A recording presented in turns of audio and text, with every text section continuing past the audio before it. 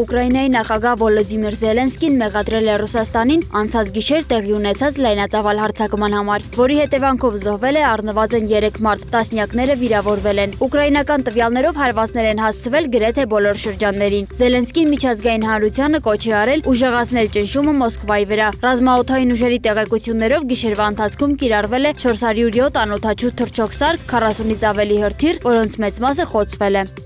Կրեմլը պատերազմը Ուկրաինայի դեմ ներկայացնում է որպես գոյության հարց։ Ռուսաստանի նախագահի մամուլի քարտուղար Դմիտրի Պեսկովը հայտարարել է, որ հակամարտությունն առնչվում է երկրի ազգային շահերին, անվտանգությանը եւ ապագային։ Այս հայտարարությունը հնչել է Ամերիկայի Միացյալ Նահանգների նախագահ Դոնալդ Թրամփի այն արտահայտությունից հետո, որտեղ վերջինս Մոսկվայի եւ Կիևի պատերազմը համեմատել էր կռվող երեխաների հետ։ Մինչդեռ Ստամբուլում ռուս-ուկրաինական բանակցությունների երկրորդ փուլը կրկին ավարտվել է առանց էական առաջընթացի, շարունակելով խաղաղության գործընթացի անորոշությունը։ Ամերիկայի Միացյալ Նահանգների նախագահ Դոնալդ Թրամփը դժգոհություն է հայտնել Ուկրաինայում ստեղծված իրավիճակից, սակայն հույս է հայտնել խաղաղ կարգավորման վերաբերյալ։ Նա նշել է, որ կարող է կոշտ լինել թե Ուկրաինայի, թե Ռուսաստանի նկատմամբ, եթե պատերազմը շարունակվի։ Գերմանիայի կանցլեր Ֆրիդրիխ Մերցը ևս ընդգծել է, որ հակամարտությունը չունի ռազմական լուծում։ Ատլանտիկի տվյալներով Վաշինգտոնը քննարկում է Կիևի աջակցության դադարեցումը։ Ռիազանի մարզում Ռոսգվարդիան կանխել է ԱԹՍ-ներով նախապատրաստված ահաբեկչություն ռազմական օբյեկտի նկատմամբ։ Հանցագործը զինված դիմադրություն է ցուցաբերել եւ չեզոքացվել է։ Նրա մոտ հայտնաբերվել է մարտական փամփուշտներով հարմարեցված տրավմատիկ ատրճանակ։ Նույն տարածքում վնասազերծվել է նաեւ մարտական լիցքերով հագեցած 2 անօդաչու։ Ռոսգվարդիան հայտնել է, որ Կուրսկում եւ Բրյանսկում իրականացված 3 ահաբեկչություն կազմակերպել են Ուկրաինայի հատուկ ծառայությունները։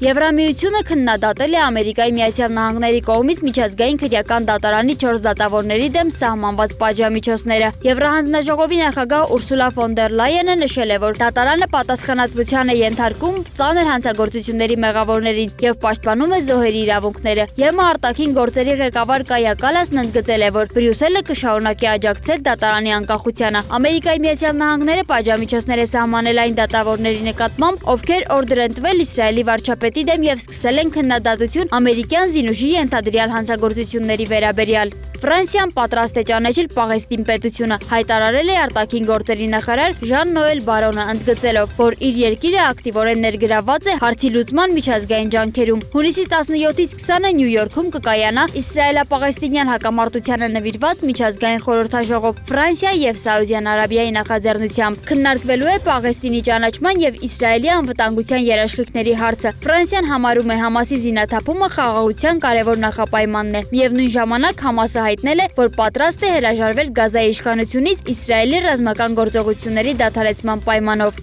Իսրայելի վարչապետ Բենյամին Նեթանյահուն հաստատել է, որ Իսրայելը զենք է տրամադրում Գազայի հատվածում Համասին հակադրվող կլաններից մեկին։ Ըստ իսրայելական մամուլի խոսքը, հարավային Գազայում գործող խմբավորման մասին է, որը կառավարությունը դիտարկում է որպես Համասի դեմ դաշնակից։ Որոշումը հարուցել է ընդդիմության քննադատությունը։ Մեր տունն Իսրայելն է։ Կուսակցության ղեկավար Ավիգդոր Լիբերմանը մեղադրել է կառավարությանը ծայրահեղականներին աջակցելու համար, նշելով, որ ծրագիրը չի հաստատվել պաշտոնապես։ Նեթանյահուն սակայն պաշտպանել է նախաձեռնությունը այն ներկայացնելով որպես Համասին հակազդելու ռազմավարություն։